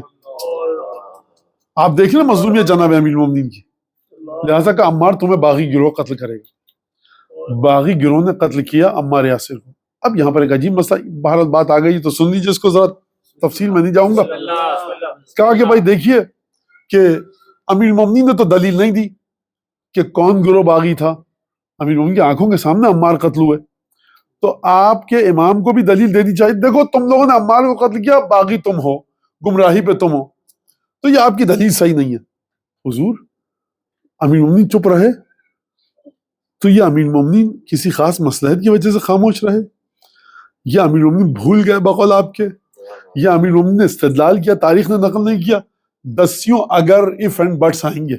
میرا سوال یہ کہ حدیث ہے کہ نہیں ہے کہ عمار تمہیں باغی گروہ قتل کرے گا؟ حدیث ہے. نہیں علی نے استدلال کیوں نہیں کیا؟ عجیب بات کر رہے ہیں آپ، علی بن ابی طالب نے استدلال کیوں نہیں کیا؟ آپ ہمیشہ سے لگا لگا کے رکھا ہوا ہے آپ نے. علی کیوں نہیں آ گئے سقیفہ میں؟ علی کیوں نے خلافت کے بٹوارے میں حصہ کیوں نہیں لیا؟ سرکار آپ یہ بتائیے حق تھا کہ نہیں تھا؟ حدیث میں آیا تھا کہ نہیں آیا تھا؟ جناب امیر کو معین کیا تھا کہ نہیں کیا تھا؟ یعنی اگر جناب امیر المومنین اپنے بھائی رسول اللہ کے جنازے کے کفن دفن میں مشغول رہیں تو بجائے تعریف کے اس کو برائی کی بنیاد بنایا جائے کہ اگر حق تھا تو آ جاتے. سرکار جناب امیر کا جواب موجود ہے کہ انسان یہ سوچ ہی نہیں سکتا 1,20,000 لوگوں کی بیعت غدیر کے مقام پر اس کے بعد یہ امت میرا حق غصب کرے گی اور میں اپنے بھائی رسول اللہ کے جنازے کو چھوڑ کے نہیں جا سکتا تھا. لہٰذا چلیے دوبارہ حدیث موجود ہے کہ عمار کو باغی گروہ قتل کرے گا. لاشا صفین کے میدان میں عمار کا پڑا ہوا ہے اور مسلمان یہ کہہ رہے ہیں علی نے استدلال کیوں نہیں کیا؟ عمار کے لاشے کا کیا جواب دو گے؟ علی نے استدلال نہیں کیا. جناب امیر بھول گئے تھے، غلطی کی تھی. آپ کے اسکول آف تھاٹ کے مطابق حدیث رسول تو ہے، لاشا تو دکھ رہا ہے، وہ رہی حدیث یہ رہا لاشا، ڈھونڈو قاتل کو. لہذا ہم یہ جو بات کر رہے ہیں کہ ہم نے بڑھا دیا چڑھا دیا وہاں تک لے گئے، امیر المومنین کا صحابی ہے، کیا حیثیت عمار یاسر کی جناب امیر کے سامنے حق اور باطل کا معیار بن رہا ہے. ابو ذر کی کیا مجال حیثیت کیا ہے جناب امیر المومنین کے مقابلے میں؟ فرمایا ما اقلت الغبرا ولا ازل ما اقلت الخضرا ولا ازلت الغبرا. آسمان کے نیچے زمین کے اوپر ابو ذر سے زیادہ سچا انسان نہیں ہے کوئی. کس کا شاگرد ہے یہ؟ جناب امیر کا شاگرد ہے. تو اگر آپ یہ کہہ رہے ہیں کہ غلو ہے، جناب امیر المومنین کی زبان کس مرحلے پر ہوگی؟ اب میں نے آپ کے سامنے آیت جو پہلے دن پڑھی تھی کہ جس ہستی کی زبان کو خدا اپنی گواہی کے ساتھ جوڑے، آپ اس کی زبان کو کیا کہیں گے؟ پھر اس کے بعد جب یہاں پر بات آئی اور جمل کے میدان میں جناب امیر موجود تھے، ایک شخص آیا، کہا یا علی دل میرا گھبرا رہا ہے اور بڑا اضطراب ہے، پریشانی، اسٹریس میں ہوں، شدید خوف کا عالم ہے. کہا کیوں؟ کہا کہ آپ ادھر علی، پھر اس کے بعد عمار، حسن، حسین، دوسرے صحابہ، بنو ہاشم، عبداللہ ابن عباس، یہ سب کے سب اس طرف ہیں. معمولی شخصیتیں تو نہیں ہیں یہ. اپنے الفاظ میں بتا رہا ہوں واقعے کو تاکہ سمجھ میں آ جائے. ہاں معمولی شخصیتیں نہیں. کہا ادھر اسلام کے بڑے بڑے صحابہ اور بڑی بڑی شخصیات اس طرف، میں کیا کروں، کہاں جاؤں؟ جناب امیر فرماتے دیکھو 1400 سال بعد 2024 میں کوئی دیوانہ آ کے کہے گا کہ غلو ہو گیا تو ہم بھی برابر ہیں وہ بھی برابر ہیں، تم چاہے یہاں رہو تم چاہے وہاں رہو، وہاں جا کے بھی شہید ہو گئے تو جنت میں جاؤ گے، یہاں جا کے شہید ہو گئے تو جنت میں جاؤ گے. 10-20 ہزار مسلمانوں کا جو خون بہہ جائے گا، مسلمانوں کے عقائد کی بات نہیں کر رہا، ان کو فقہ بھی نہیں آتی.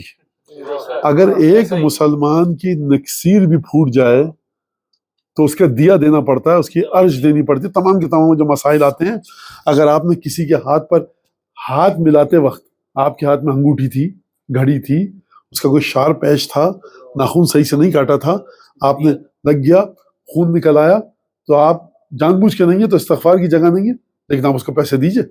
اگر آپ کسی کا سفید شلوار قمیص تھا، اس پہ آپ کے ہاتھ سے غلطی سے انک کا ایک ڈاٹ لگ گیا، یا تو آپ اس سے مصالحت کیجئے، حلالیت طلب کیجئے، معافی مانگیے، یا اس کو ڈفرنس دیجئے پیسوں کا. سب پھنس جائیں گے ویسے. درود پڑھیں محمد آل محمد.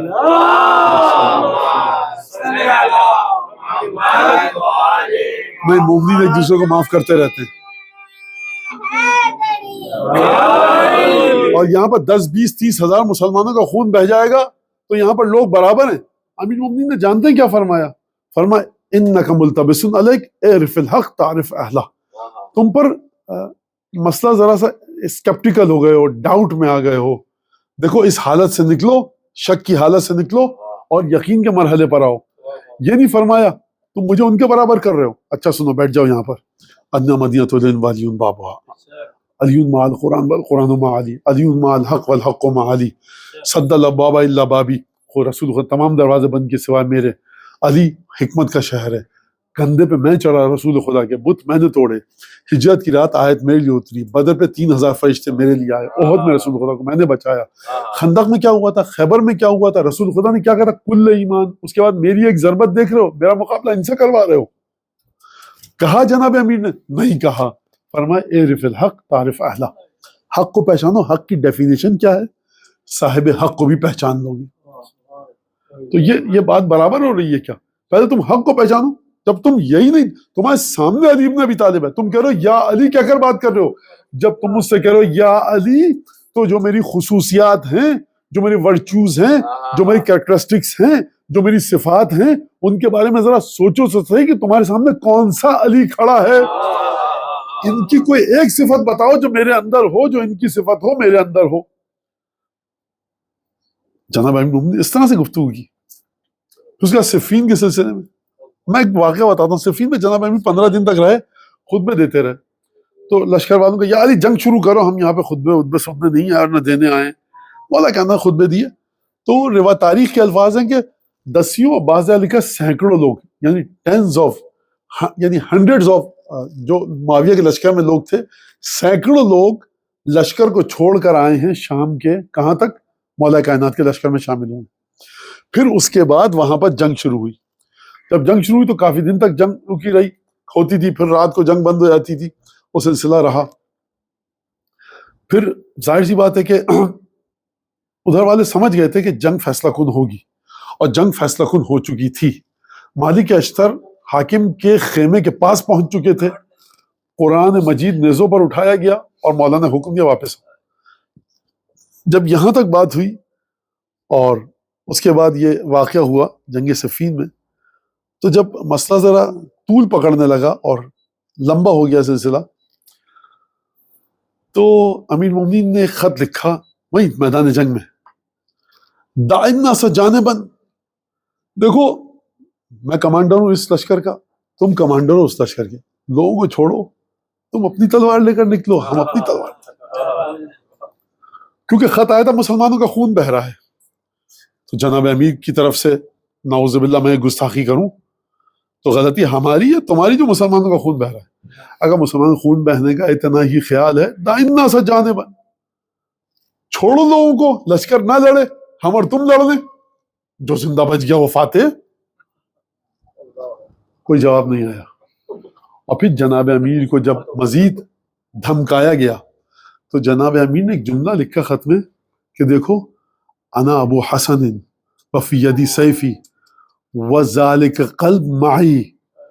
دیکھو کیا عمر ہے جناب امیر کی صفین کے. خوب صفین کے انوائرمنٹ کو سمجھیے. صفین کے بعد جناب امیر کی عمر کیا ہے؟ تقریباً 61 ایئر 62 ایئرس. بڑھاپا آ چکا ہے. خیر سامنے والا ہی سمجھا کہ اب علی ڈر جائیں گے. بڑھاپے میں ذرا انسان ہوتا ہے نا، اولاد ہے میری، داماد ہیں، بہو ہیں، نواسے نواسیاں، پوتے پوتیاں. یہ ایک الگ اسپیکٹ ہے امیر مومنین کی فضیلت کا کہ جب شہید ہو کر جا رہے تھے تو کن حالات میں اپنے بچوں کو اور اپنے بچوں کے بچوں کو چھوڑ کر گئے. یہ خود توحید اور عقیدے کو جناب امیر مومنین کے واضح بیان کرتا ہے. خیر اس کو روک دیجیے یہاں پر. تو مد مقابل سمجھا کہ اب علی بوڑھے ہو چکے ہیں، تو بوڑھے انسان میں زیادہ ہمت نہیں ہوتی، جوان میں زیادہ ہمت ہوتی ہے، ہم یہ کر دیں گے، ہم وہ کر دیں گے. تو انہوں نے دھمکی آمیز جب خط لکھے تو پہلا تو یہ جواب دیا امیر مومنین نے، اچھا تم مجھ سے کہہ رہے ہو یہ اگر مسلمانوں خون بہ رہا ہے دع الناس جانبا، لوگوں کو چھوڑو تم آ جاؤ. جواب نہیں آیا. دوسرا جواب امیر مومنین نے ایک اور لیٹر میں لکھا، نہج البلاغہ میں موجود ہے. دیکھو انا ابو حسن وفی معی سیفی وذالک القلب علقى عدوی. 3 خصوصیات بتائیں جناب امیر نے اپنی شخصیت کی. اس طرح سے بتائیں. دیکھو جب 22 سال کا تھا نا، یہ مت سمجھنا کہ وہ علی اب کتابوں کی زینت بن چکا ہے. وہی 22 برس کا علی 62 سال کی عمر میں بھی زندہ ہے. اور لکھا کہ دیکھو میں وہی ابو حسن ہوں، میرا دل وہی دل ہے، ہاتھ میں وہی ذوالفقار ہے. کون سی ذوالفقار؟ قاتل جدک و خالق اخیق یوم بدر شدخن.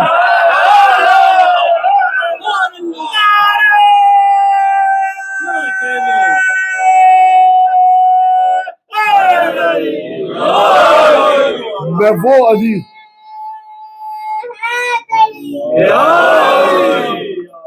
میں وہی علی ہوں جس کی کنیت ابو الحسن ہے. ہوتی ہو دل میں وہ جرت تو نہیں رہی, ہمت تو نہیں رہی, کریش تو نہیں ہے, اب کہا کہ نہیں, واہ میرے جو سینے میں دل ہے وہ وہی دل ہے جو بدر و احد میں تمہارے خاندان پہ جھپٹا تھا نا, میں اب بھی وہی دل ہے. یہ میں سمجھنا کہ سن اگر عمر اگر 62 برس کی ہو گئی ہے تو دل بوڑھا ہو چکا ہے. وَمَعِيب, اور وہی قلب القا بہی عدوی, جس دل کے ساتھ بدر اور احد میں تمہارے گھر والوں کے اوپر جھپٹا تھا وہی دل ابھی تک سینہ میں ہے, اور ہاتھ میں وہی تلوار ہے جو آئی تھی. اور پھر فرعون نے دیکھو اچھا اب بھی اگر, اب یہ میرا جملہ, اب بھی اگر سمجھ میں نہیں آ رہا تو پتہ ہے کس کا خط ہے؟ قاتل جدک و اخیق و خالق, تمہارے دادا, تمہارے ماموں اور تمہارے بھائی کا. یہ نہیں کہا کہ قتل کیا, گردن کاٹی, نہیں کہا شدخن. دو طریقے ہوتے ہیں, ایک دفعہ تلوار سے آپ نے گردن کاٹ دی کسی کی, ایک دفعہ ہے کہ آپ سراہی دیکھیے, سراہی آپ نے مٹکا دیکھا ہے, مٹکے کو آپ لے کر زمین پہ مارتے ہیں, اس کو مٹکا توڑنا نہیں کہتے, اسے مٹکا پھوڑنا کہتے ہیں. شدخن کا مطلب ہے پھوڑا تھا, یعنی تمہارے دادا, بھائی اور ماموں کے سروں کو میں نے کاٹا نہیں تھا, پھوڑا تھا.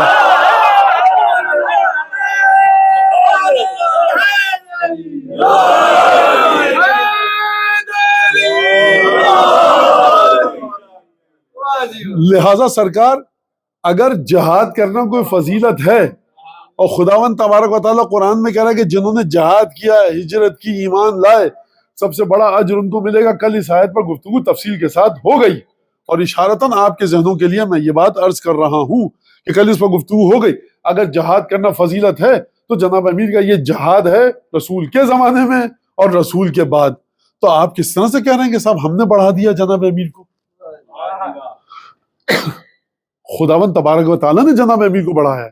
بیٹھ کے آخری بات, اور پھر میں آتا ہوں حضرت حجت کے بارے میں 2-4 جملے کہوں گا کہ جو یقیناً مولا 12ویں امام کی شان کو واضح نہیں کر سکتے, لیکن بہرحال جو بھی واقعات ہوئے اس بات کو یہیں پر روک کر اب ہم آتے ہیں دعا افتتاح کی طرف. بس آخری جملے دعا افتتاح میں جا کر دیکھیے گا آپ کہ پہلے توحید کا ذکر ہے. الحمدللہ الذی من خشیتہ ترعد السماء وسکانها ویصبح من فی غمراتها. حمد اس خدا کی کہ جب آسمان میں بجلی کڑکتی ہے اور چمکتی ہے, یہ جو لائٹننگ ہوتی ہے, یہ جو آسمان میں یہ جو تھنڈر بولٹ آتا ہے, یہ خدا کے خوف کی وجہ سے ہے. دعا افتتاح فرمانے من خشیتہ ترعد السماء وسکانها, لرز جاتا ہے آسمان بھی اور آسمان میں رہنے والے بھی. ویصبح من فی غمراتها, اور جو پانی کے اندر تیر رہی ہے مخلوق وہ بھی خدا کے خوف سے لرز جاتی ہے. تو یہ اس طرح کی ایک توحید کا آپ کو تصور پیش کیا. الحمدللہ الذی یطعم ولا یطعم ویرزق ولا یرزق. حمد اس خدا کی جو سب کو کھانا کھلاتا ہے خود نہیں کھاتا. حمد اس خدا کی کہ جو سب کو غذا دیتا ہے خود غذا نہیں کھاتا. یحیی الموتیٰ, وہ خدا ہے کہ جو زندہ کرتا ہے تمام مردوں کو, اور قرآن کے مطابق مردوں کو موت, مردوں کو زندہ کرتا ہے, زندوں کو مردہ کرتا ہے. اچھا پھر اس کے بعد اگلا جملہ ہے جو وہ یہ نہیں ہے کہ اسے کوئی زندہ نہیں کر سکتا, یہ بلاغت ہے دعاؤں کی. وَهُوَ حَيٌّ لَا يَمُوتُ, خدا خود بخود اپنی زندگی کے بلبوتے پر زندہ ہے, جسے کبھی موت نہیں آئی. اب اس کے بعد جو جملے ہیں دعا افتتاح کے, الحمدللہ علی عفوہ بعد علمہ والحمدللہ علی حلمہ بعد قدرتہ. حمد ہے اس خدا کی, اس میں طاقت تو ہے کہ مجھے ابھی سزا دے دے میرے گناہ پر, لیکن پیشنس اور ٹالرنس اتنی ہے کہ وہ جلدی نہیں کرتا. تو حمد ہے اس خدا کی.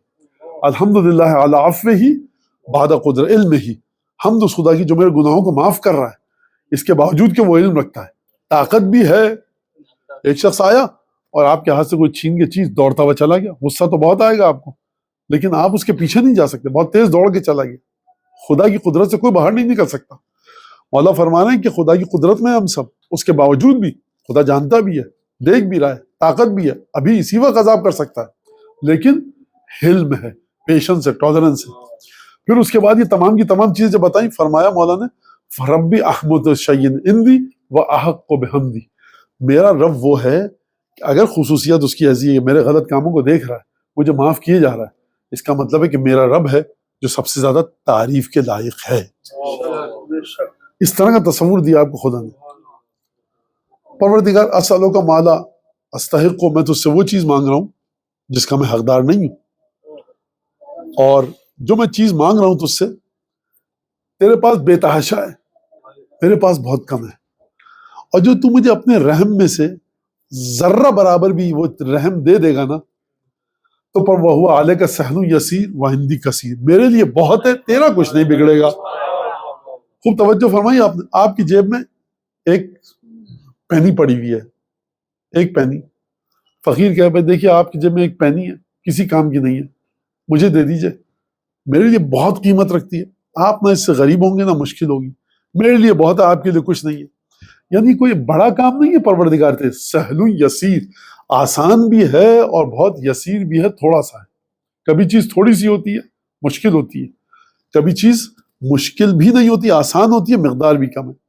اگر آپ دعا محمد صمالی کا مطالعہ کریں گے اور دعائے افتتاح کا تو اس میں آپ کو یہ چیز دکھے گی کہ گویا کہ امام سجاد ائمہ معصومین ایک محبت کرنے والے بندے کی طرح سے خدا کے سامنے ہر اس رستے کو روک رہے ہیں کہ جس کی بنیاد پر خدا عذاب کر سکے۔ یہ ایک عجیب سلسلہ ہے دعاؤں کی فصاحت اور بلاغت کا۔ پھر جب اس کے بعد ایک بڑا تفصیل، اچھا توحید کا جو ذکر ہے دعا افتتاح کے اندر، وہ 2 یا 4 لائنوں میں نہیں ہے، یہ میں نے 2-4 لائنیں آپ کے سامنے پڑھی، بلکہ 2-4 حرف آپ جا کر پڑھیے گا گھر میں جا کر، اس کا ترجمہ پڑھیے گا آپ، جو کہ آپ پڑھ رہے ہیں بہت سارے مومنین، اور اس کے بعد دیکھیے گا کہ جب آپ یہاں تک آئے اور اس کے بعد لا تزیدو کثرت العطاء الا جودا و کرما، پروردگار تو کثرت عطا کے ساتھ جب دیتا ہے تو دنیا والے جب دیتے ہیں بھر بھر کے کسی کو ان کی دولت کم ہو جاتی ہے، لیکن جب تو بھر بھر کے کسی کو دیتا ہے تو تیری دولت کم نہیں ہوتی بلکہ تیرا احسان ہم پر بڑھ جاتا ہے۔ آپ یہ واقعی مجھے بڑی خوشی بھی ہوئی اور بہت خوشی ہوئی کہ آپ اس باریک اور حساس جملے کو سمجھ گئے، اور یہ واقعاً آپ کے ماں باپ کی تربیت ہے، دیگر گزشتہ ذاکروں کی تربیت۔ جب توحید پر گفتگو ختم ہو گئی پھر اس کے بعد کیا آتا ہے سلسلہ؟ توحید کے بعد رسول خدا کا ذکر ہے۔ اللہم صلی علی امین وحی کا، اپنے عبد کا و رسول کا و امین وحی کا و حافظ سرک و مبلغ رسالاتک، پروردگار تیرے پیغاموں کو تبلیغ کرنے والے کے اوپر سلام بھیج، تیرے رازوں کی جو محافظہ اور حفاظت کر رہا ہے اس کے اوپر سلام بھیج، پروردگار جو تیرا بندہ ہے اس پر سلام بھیج۔ تو حضور ہم جو پہلا لفظ استعمال کیا اللہم صلی علی محمد عبدک، اب محمد مصطفیٰ جو تیرا بندہ ہے اس پر تو درود بھیج، تو ہم تو اپنے رسول کا، اپنے امام کا تعارف ہی خدا کا بندہ کہہ کر کرواتے ہیں، تو جب ہم خدا کا بندہ کہہ کر تعارف کروا رہے ہیں تو اس میں کہاں سے الوہیت کا تصور آ گیا، خدا کے ساتھ جوڑنے کا تصور آ گیا۔ اللہم صلی علی محمد عبد کا حافظ سر کا و مبلغ رسالات کا، یہ تمام کی تمام صفات گنوائی رسول خدا کی۔ کون سی صلات بھیج، ہم کون سا درود بھیج؟ خوب توجہ، دعائے افتتاح آپ کی محبت کا آئینہ بھی ہے اور آپ کے عقائد کی اصلاح اور کریکشن بھی ہے۔ ہم رسول خدا کو اب سمجھتے ہیں عبد کا و ولی کا، امین کا، حافظ سرک، مبلغ رسالاتک، یہ تمام کی تمام صفات آئیں رسول خدا کے بارے میں، اور پھر اس کے بعد آپ کہہ رہے ہیں کہ کون سی؟ اکثر و احسنا و اجملا و ازکا و انما و اطیبا و اطہرا، پروردگار وہ درود بھیج رسول خدا پر سب سے زیادہ پاک ہو، وہ درود بھیج جو سب سے زیادہ خوبصورت ہو، وہ درود بھیج جو سب سے زیادہ خوشگوار طیب و طاہر ہو، پروردگار وہ درود بھیج جو سب سے زیادہ نورانی ہو، پروردگار وہ درود بھیج جس کی مقدار سب سے زیادہ ہو، پروردگار وہ درود بھیج جس کی مدت طولانی ترین ہو۔ یعنی کیا مطلب؟ یعنی یہ بندہ مومن کہہ رہا ہے کہ میرا جو عشق ہے رسول خدا کے ساتھ وہ ایسا نہیں کہ میں نے کہا اللہم پروردگار درود بھیج، یعنی جتنے تیرے تحفے ہیں سب کے سب محمد مصطفیٰ احمد مجتبیٰ کو دے دے۔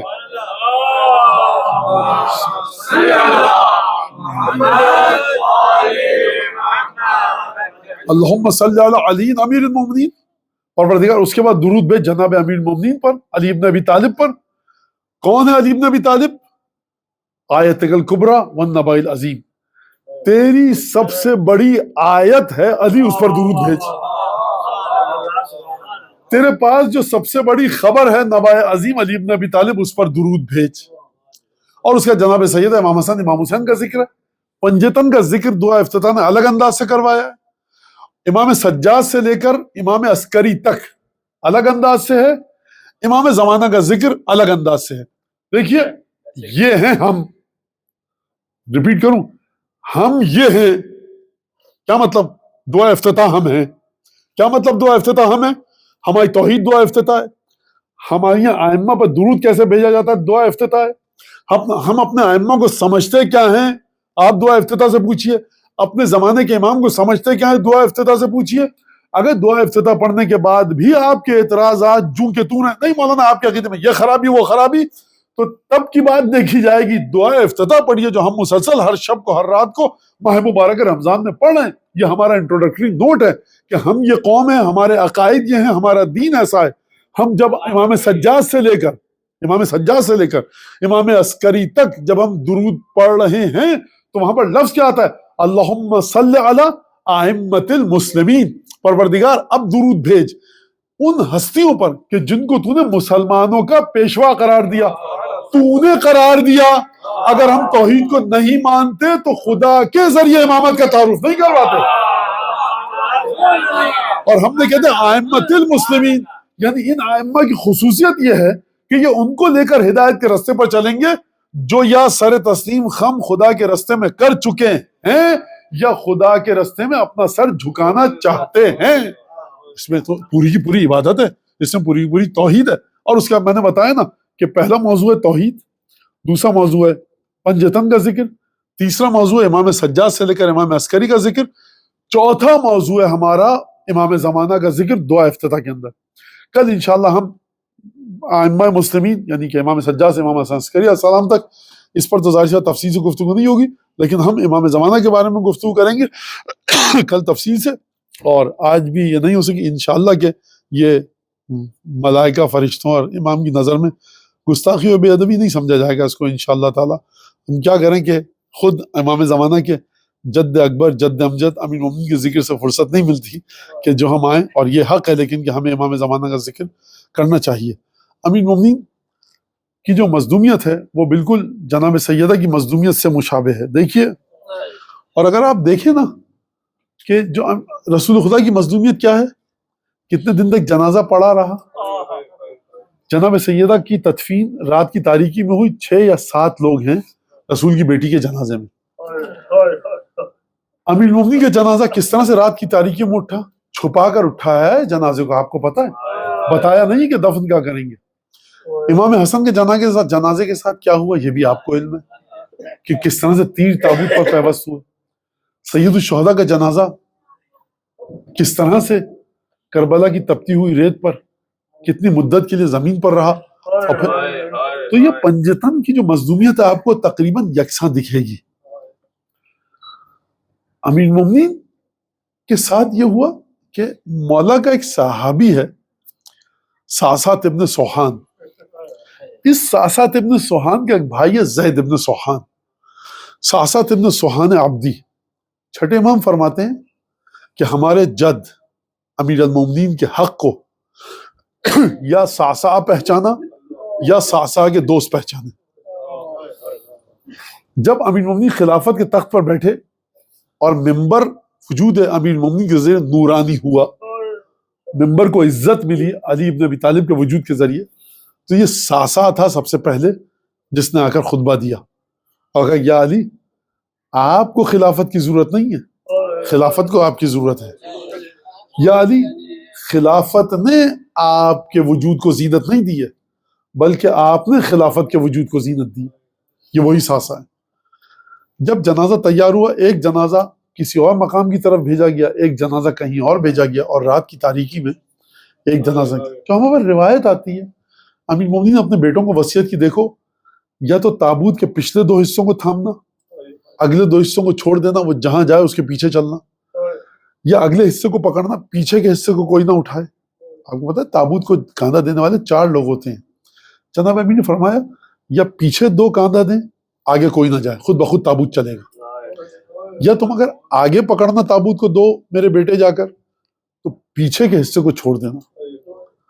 یہ ایک عجیب جملہ ہے. اور کہا جہاں جائے، یہ جو قبر مطہر ہے جہاں پر، وہاں جب گئے تو حضرت نوح نے قبر تیار کی تھی، اور جناب نوح اور جناب آدم کے پہلو میں جناب امیر المومنین کے بدن مطہر کو سپرد خاک کیا گیا.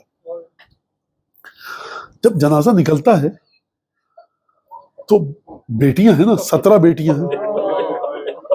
اچھا، ایک عام باپ ہو جو بچیوں سے محبت کرتا ہو، جب گھر سے اس کا جنازہ نکلے گا تو بیٹیوں کے دل کی کیا حالت ہوگی؟ آپ مجھے یہ بتائیے کہ یہ اس علی کا جنازہ ہے کہ جس سے کوفے کے یتیم اتنی محبت کرتے تھے کہ اپنے حصے کا دودھ لے کر آ گئے تھے. تو آپ بتائیے گھر میں کس حد تک رقت ہوئی ہوگی، کیا گریا اور بکا ہوا ہوگا. لیکن میں ایک بات جملہ کہوں، وہ جو گریا حسین ابن علی کی رخصت کے وقت ہوا ہے نا، وہ پھر ویسا گریا کبھی اہل بیت کیا نہیں. جب گئے ایک دفعہ قبر میں رکھا گیا جناب امیر المومنین کے جسم مطہر کو، ساسات ابن سوہان نے آ کر مرثیہ پڑھا. پہلا مرثیہ ہے کہ جو جناب امیر کے لیے پڑھا گیا ساسات ابن سوہان نے. اور جانتے ہیں اس نے کیا کیا؟ مرثیہ پڑھتے پڑھتے قبر مطہر کی خاک کو اٹھایا، اپنے سر پر ڈالی. بے چین دل کرے تو کیا کرے سمجھ میں نہیں آتا. میرا جی چاہتا ہے کہ میں یہ مرثیہ پڑھوں، کیونکہ پہلا مرثیہ ہے کہ جو عالم ظاہر میں جناب امیر المومنین کے لیے پڑھا گیا. مولا کا بڑا چاہنے والا صحابی تھا. یہ کہتا ہے حل خبر القبر سائری ہے ام قر عینا بزائری ہے ام حل تراہ احاط علما بالجسد المستکن فیہ لو علم القبر من یواری دعا علی کل من یلیہ. کہتا ہے ساسا کہ قبر کو پتہ بھی ہے کہ اے قبر، کیا تجھے پتا ہے کہ تجھ میں کس کا جسم رکھا جا رہا ہے؟ حل خبر القبر سائلی ہے، کیا یہ قبر کی مٹی اس قابل ہے کہ جب علی کے زوار آئیں تو قبر کی مٹی بتائے کہ میرے وجود میں علی ابن ابی طالب دفن ہے؟ ام قر عینا بظاہری ہے، جب علی کی زیارت کرنے کے لیے علی کے زوار آئیں گے وہ علی کی مظلومیت پر گریہ کریں گے یا علی کی قبر کو دیکھ کر آنکھوں کا نور حاصل کریں گے؟ اگر اس قبر کو پتہ چل جائے کہ اس قبر کے اندر وجود علی ابن ابی طالب کو رکھا گیا ہے، یہ قبر ہر آنے والے پر فخر کرے گی. یا موت لو تقبل افتداہن لکنت بالروح افتدی ہے. اے موت، اگر تم مجھ سے یہ کہتی کہ ساسا تو اپنی جان دے دے، علی کی جان میں نہیں لوں گی. اگر خدا تم مجھ سے کہتا کہ ساسا تو موت کو گلے لگا دے، علی بچ جائیں گے، میں کہتا خدایا علی کی جان کو چھوڑ دے، مجھے موت دے دے، مجھے صدقہ کر دے تو علی ابن ابی طالب. تعالی کل من یلی ہے. حل خبر القبر سائری ہے ام قر عینا بظاہری ہے ام حل تراہ احاطا بالجسد المستکن فیہ لو علم القبر من یواری تعالی من یلی کل من یلی ہے. یا موت ماذا اردت منی حققت کل متقی ہے. ساسا کہتا ہے اے موت آ کر مجھے مار دے. موت سے میں کیوں ڈروں؟ موت سے کیوں ڈرتا ہے انسان؟ کہ دنیا کی مزید لذتیں حاصل کر سکوں. اے موت، میری اس دنیا میں صرف ایک لذت تھی، مجھے خوشی تھی کہ میں اپنے مولا کو دیکھتا تھا. تو نے مجھ سے میرا چھین لیا مولا، مجھے موت دے دے، اب ساسا کو زندہ نہیں رہنا. دہر رمانی بفقد الفی اضم الدہر واشتکی ہے. اے علی، اے زمانے، تو نے مجھ سے علی کو چھین لیا، لعنت ہے تجھ پر، تو ہے اس زمانے پر جس نے مجھ سے علی کو چھین لیا. ساسا یہ جملے کہتا جاتا ہے. ایک بے کلی کا عالم ہے، بے صبری اور بے تابی کا عالم ہے، جزا و فضا ہے. قبر کی مٹی اٹھا رہا ہے، اپنے سر پر ڈال رہا ہے. کافی دیر تک یہ منظر رہا. لوگوں نے گریہ کیا. 4 یا 5 انسان. کس کے جنازے میں 4 یا 5 انسان ہیں؟ بدر کی رات 3000 فرشتوں نے سلام کیا. غدیر میں 1,20,000 لوگوں نے بیعت کی. آسمان کے فرشتے علی کے بچوں کے خادم ہیں، جنت کے فرشتے علی کے بچوں کے خادم ہیں. تقسیم بہشت و جہنم علی کے حکم سے ہوگی. پل صراط پر علی کی محبت سے چلیں گے. اس علی ابن ابی طالب کے جنازے میں 5 یا 6 لوگ. عجیب مظلومیت کا عالم ہے. میں کہوں گا ساسات ابن سوہان، تم نے مٹی ڈالی سر پر، بڑے دل میں بے کلی ہے نا، بے تابی ہے، تکلیف ہے. تمہارا مولا مر گیا، بڑی مظلومیت کے ساتھ مر گیا. 25 برس صبر کیا امیر المومنین نے. گلے میں ہڈی پھنسی ہوئی تھی، آنکھوں میں خس و خاشاک تھا. لیکن میں کہوں گا اے ساسا، تم بیٹے نہیں ہو علی کے.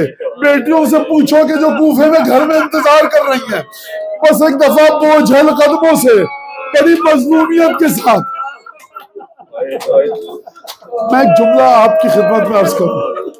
یہ جملہ شاید بڑا ضروری ہو. دیکھیے امام حسن امام حسین ہے نا اس جنازے میں، ساسا معمولی لوگ تو نہیں ہیں یہ. جب واپس آ رہے ہیں جنازے سے، کسی تاریخ نے، کسی مقتل نے، کسی محدث نے، کسی مفسر نے، میں آج تک نہیں ڈھونڈ پایا کہ کسی نے جملہ یہ نقل کیا ہو امام حسن نے امام حسین سے یہ کہا، امام حسین نے امام حسن سے یہ کہا. بڑی خاموشی سے یہ شہزادے بوجھل قدموں کے ساتھ چلتے ہوئے گھر تک. وجہ سمجھے آپ؟ یعنی امام حسن کے دل پر غم کا ایسا بوجھ ہے کہ زبان سے قوت گویائی سلب ہو چکی ہے. امام حسین کے دل پر ایسا بوجھ ہے کہ زبان سے قوت گویائی سلب ہو چکی ہے. میں آپ کو مزید یہ مصیبت واضح کروں آپ کے لیے. جناب سکینہ، اس ننھی شہزادی کو آپ سب بڑی اچھی طرح سے جانتے ہیں نا. چچا عباس کی شہادت ہوئی، بھیا اکبر کی شہادت ہوئی. کربلا کے سفر میں آپ کو مقتل میں جملے دکھیں گے. واحد بچی ہے جو بابا کے سامنے آ کر گفتگو کرتی ہے. کیوں؟ بڑی لاڈلی ہے، بڑی چہیتی ہے. کبھی اور بچیاں ادب کی وجہ سے پاس امامت، لیکن حسین ابن علی کی طرف سے لگتا ہے کہ اس ننھی بچی کو اجازت ہے، لہٰذا یہ بچی آ کر گفتگو کرتی ہے. مولا عباس کی شہادت ہوئی، سب سے پہلے آ کر اس بچی نے گفتگو کی. جب مقتل کو گئے امام حسین، سب سے پہلے اس بچی نے گفتگو کی. آخر تک یہ بچی چھوڑنے گئی. پھوپھی سے اپنے گفتگو اس بچی نے کی ہے شام غریبہ پہ. لیکن ذاکرین علماء یہ بتاتے ہیں کہ جب سے یہ قافلہ 11 محرم کی صبح کوفے گیا ہے اور کوفے سے شام، اس پورے سفر میں بی بی سکینہ کا ایک جملہ آپ کے مقتل میں نہیں ملا. اس کی وجہ علماء یہ بتاتے ہیں کہ یہ بچی بات کرتی تو کیسے؟ 4 یا 3 برس کی بچی ہے، کبھی چچا کا، کبھی باپ کا، کبھی بھائیوں کا سر. بی بی سے قوت گویائی سلب ہو چکی تھی، دل پر غم کا بوجھ تھا. حسن و حسین جب آئے نا دفن کر کے باپ کو، دل پر بوجھ اتنا ہے نہ حسن نے حسین سے بات کی تو حسین نے حسن سے بات کی. ارے بات کرے تو کیسے؟ بیت الشرف میں آئے، 17 بہنیں ہیں، 17 بہنیں ہیں جناب امام مجتبیٰ کی، سید الشہداء کی، ابو الفضل عباس کی. 17 بہنیں ہیں. دل کیا کہتا ہے؟ کیا ہوا ہوگا جب باپ کو دفن کر کے بھائی آتے ہیں اور چچا؟ بیٹیاں کیا کرتی ہیں جب گریہ کرتی ہیں؟ ایک کے بعد ایک آ کر بھائی آگے بڑھتے ہیں. کبھی اس بھائی کے گلے رکھ کر بہنیں روتی ہیں، سر پر ہاتھ رکھتے ہیں، پیشانی کا بوسہ لیتے ہیں. بہنوں کو جی بھر کے جتنا گریہ کرنا ہوتا ہے، بہنیں بھائیوں کے گلے رکھ کر خوب روتی ہیں. یہی حال آج کی رات علی ابن ابی طالب کے گھر میں بھی ہوا. خوب جی بھر کے گریہ ہوا. جب گریہ ہو گیا نا تو بھائی بیٹھ گئے ہوں گے، کبھی زینب حسن کو دیکھتی ہوں گی، کبھی حسین کو، کبھی عباس کو، کبھی جعفر کو. ام البنین آتی ہوں گی، بیوی کے دل کو سکون پہنچتا ہوگا. جب بیوی گریہ کر کے تھک گئی ہوں گی، سحری کا وقت آیا ہوگا نا، باہی رمضان کی کوئی شہزادی آئی ہوگی کہ میری آقا زادی 2 لقمے سحری کر لیجئے، مستحب ہے. کسی نے کہا ہوگا ذرا روزہ کھول لیجئے. میں کہوں گا اے امام حسن اور اے امام حسین اور اے ابو الفضل عباس، یہ کوفہ ہے 40 ہجری، 61 ہجری کی شام غریبہ کو آئیے. کوئی نہیں جو پانی کا ایک بوند